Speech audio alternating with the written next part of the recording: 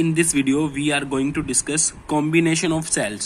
पहले हम सभी सेल्स को सीरीज में कनेक्ट करेंगे, उसके लिए आई इक्विवेलेंट और ई इक्विवेलेंट का फॉर्मूला फाइंड करेंगे, फिर हम पैरेलल में जोड़ के फॉर्मूले फाइंड करेंगे।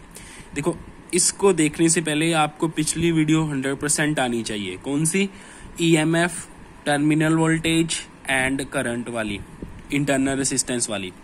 थोड़ा सा क्विक रिकैप देता हूं। उसमें हमने क्या पढ़ा था कि जब हम बैटरी से करंट ले रहे होते हैं तो जो बैटरी के दोनों टर्मिनल्स के क्रॉस पोटेंशियल डिफरेंस होता है उसको हम बोलते हैं टर्मिनल वोल्टेज। क्या बोल रहा हूं? अगर मैं बैटरी से करंट ले रहा हूं, बैटरी को जैसे मैंने बल्ब से कनेक्ट कर दिया तो मैं करंट ले रहा हूं ना, तो टर्मिनल्स के क्रॉस जो पोटेंशियल डिफरेंस होगा उसको बोलेंगे टर्मिनल वोल्टेज। और अगर हम करंट नहीं ले रहे तो दोनों टर्मिनल्स हैं जो बैटरी के, उसके जो क्रॉस पोटेंशियल डिफरेंस है उसको हमने बोला था ईएमएफ।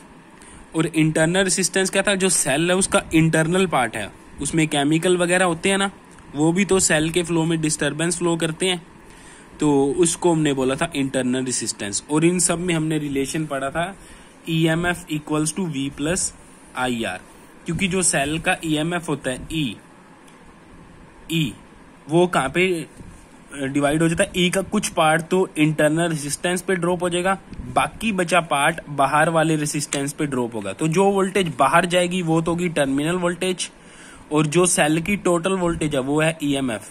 ठीक है, जो टोटल वोल्टेज है उसका कुछ पार्ट तो सेल के अंदर ही ड्रॉप हो जाएगा, मतलब इंटरनल रेसिस्टेंस पे ड्रॉप हो जाएगा, बाकी बचा पार्ट बाहर जाएगा। जो बाहर जाएगा वो तो टर्मिनल वोल्टेज है, ये ईएमएफ है, और इसको हम बोलते हैं इंटरनल रेसिस्टेंस मोल आर।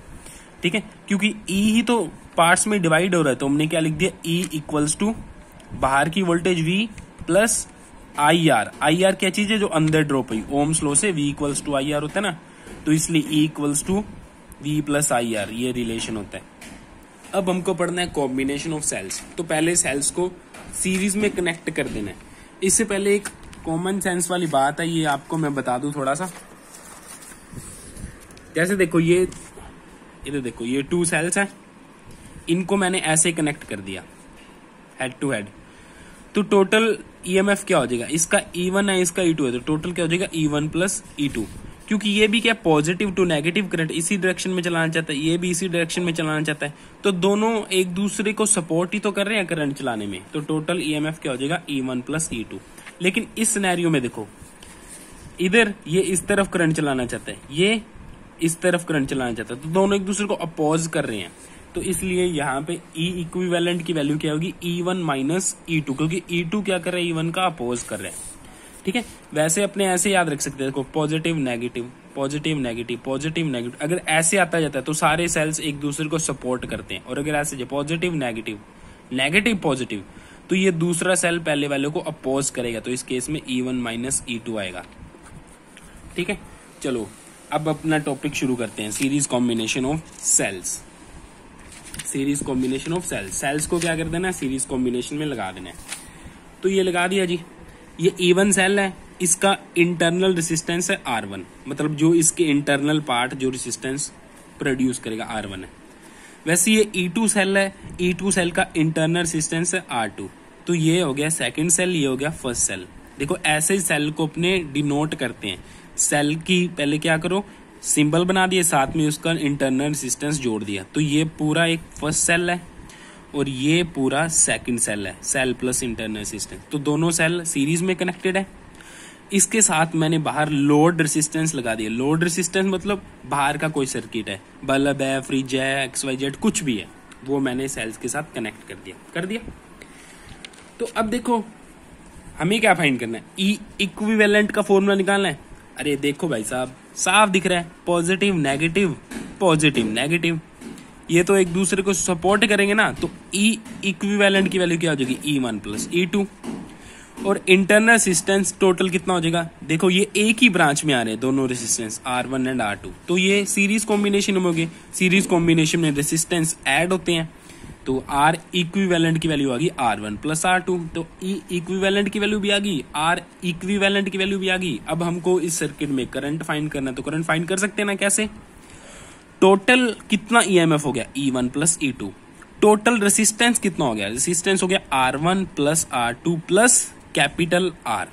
देखो internal resistance R1 plus R2 plus बाहर जो रेसिस्टेंस लगा रखा है आर, तो टोटल रेसिस्टेंस सर्किट क्या क्या हो गया, small R1 plus R2 by are. आगे तो बस ओम्स लॉ लगाना है, उसमें तो आप मास्टर हो, लगा दो। करंट निकालना है, करंट V इक्वल्स टू क्या आता है IR, इससे I इक्वल्स टू क्या बनेगा V अपॉन R। यहाँ पे V की जगह पे क्या लेना पड़ेगा EMF, तो ये total EMF E equivalent divide by ये R टोटल लेना पड़ेगा, है ना। E इक्विवेलेंट की value, E equivalent R total की वैल्यू क्या होगी, टोटल इंटरनल रेसिस्टेंस प्लस बाहर का रेसिस्टेंस। ठीक है, तो ये हमारे पास फॉर्मूला आ गया। E इक्विवेलेंट की वैल्यू आपको पता ही है, R इक्विवेलेंट की वैल्यू आपको पता ही है, पीछे फाइंड कर रखी है। कैपिटल R आप ही ने तो बाहर वाले सर्किट में लगाया होगा, ये भी आपको पता होगा। तो सर्किट में टोटल करंट आप इस फॉर्मूले से फाइंड कर सकते हो। ठीक है, इसके बाद कुछ केसेस हैं, अगर हम N सेल्स कनेक्ट कर दे सीरीज में तो टोटल रेसिस्टेंस और ये टोटल EMF क्या हो जाएगा। देखो 2 सेल लगाए थे तो E1 प्लस E2 था, N सेल लगा देंगे तो E इक्विवेलेंट हो जाएगा E1 plus E2 plus EN। Similarly 2 cell लगाए थे तो इंटरनल रेसिस्टेंस टोटल था R1 plus R2, N cell लगा दिए तो ये N तक चली जाएगी। ठीक है, तो वो तो कोई प्रॉब्लम नहीं है, 1 सेल है, 2 सेल है, 3 सेल है, बस फॉर्मूले में आगे उतना ही ऐड होते जाना है, कोई समस्या वाली बात नहीं है। ठीक है, इसके बाद केस, सपोज सारे सेल आइडेंटिकल हैं, एक जैसे हैं, सारे सेल सेम है, तो सभी का EMF सेम होगा, सभी का इंटरनल रेसिस्टेंस भी सेम होगा, है ना। तो E इक्विवेलेंट की वैल्यू क्या आ जाएगी, E plus E plus E plus E plus E, N बार E को जोड़ेंगे तो वो बन जाएगा NE।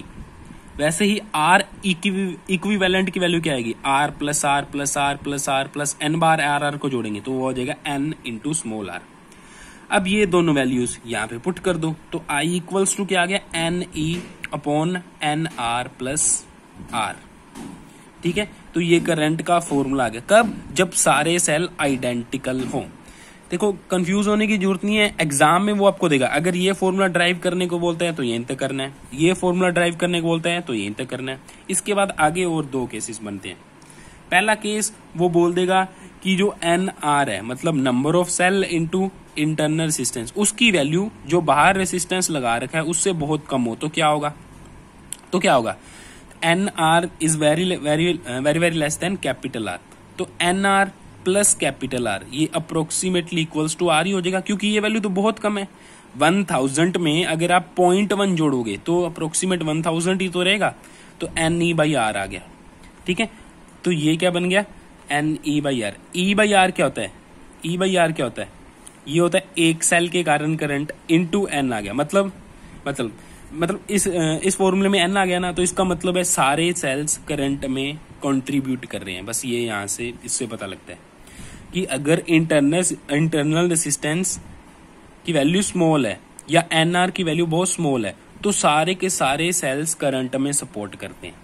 Second case, NR is much greater than capital R, मतलब बाहर वाला रेसिस्टेंस तो कम है लेकिन NR की वैल्यू बहुत ज्यादा है, तो उस केस में क्या होएगा NE divide by NR plus R, क्योंकि अब NR बहुत बड़ा है, ये बहुत छोटा है, तो N small r plus capital R approximately equals to N small r ही रह जाएगा। तो यही पुट कर दिया मैंने। देखो ये I नहीं लगा हुआ तो मैंने अभी लिखा हुआ है, तो नोट्स में ऐड कर लेना। I equals to NE by NR, N से N कनेक्ट हो गया, ये बन गया E बाई R, ये E है। ठीक है, सही कर लेना, E by R, E by small r। इसमें N नहीं आया, मतलब ये एक ही सेल के कारण जो करंट चल रहा है उसके इक्वल आ गया।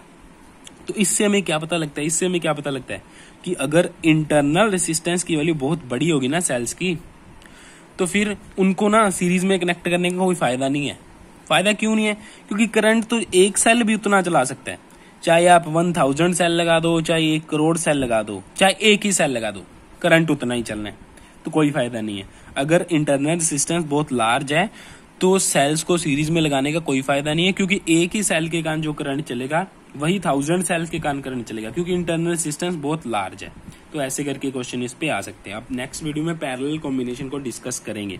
कोई भी डाउट हो पूछ लेना, इस पे देखो आएगा ना, तो ये 3rd चैप्टर है ना, इसमें 100% 5 मार्क्स का क्वेश्चन आना ही आना है। और जो अभी बचा हुआ चैप्टर है इस टॉपिक को मिला के, और उसके बाद Kirchhoff's law, metre bridge potentiometer है ना, उस पे आने के ज्यादा चांसेस होते हैं। 3 नंबर की थ्योरी और 2 नंबर का न्यूमेरिकल ऐसे करके जोड़ के देते हैं 5 नंबर का क्वेश्चन। डरने की जरूरत नहीं है आपको कि सर इतने फॉर्मूले याद करेंगे। अरे देखना, मैं फॉर्मूले जब न्यूमेरिकल करवाऊंगा ना तो आपको लोग अरे कोई फॉर्मूला तो याद करने की हमको जरूरत ही नहीं पड़ी, हमने फिर भी न्यूमेरिकल सॉल्व कर दिया। जैसे हमने ये फॉर्मूले ड्राइव किए ना ऐसे न्यूमेरिकल सॉल्व कर देंगे, क्योंकि आप ना स्टार हो, आपको तो सब कुछ ईजी लगने वाला है, बहुत ईजी है, डरने की जरूरत नहीं है। तो नेक्स्ट वीडियो में पैरेलल कॉम्बिनेशन करने वाले हैं। इस वीडियो को ढंग से देखना, रिवाइज कर लेना और ये नोट्स में सही कर लेना। ई बाई स्मॉल आर है, ये था N E by N small R और ये आई के इक्वल था। और इस डायग्राम में थोड़ी सी करेक्शन करनी है, ये भी गलत था तो वो भी मैं सही करवा दूंगा। Okay, have a nice day. Next video भी देखना, इससे पीछे सारी वीडियो को रेगुलर देखते रहो, साथ साथ लर्न करते रहो। 5 नंबर का क्वेश्चन पक्का आना है इस चैप्टर में और न्यूमेरिकल भी इसके करेंगे अपने। Okay, have a nice day.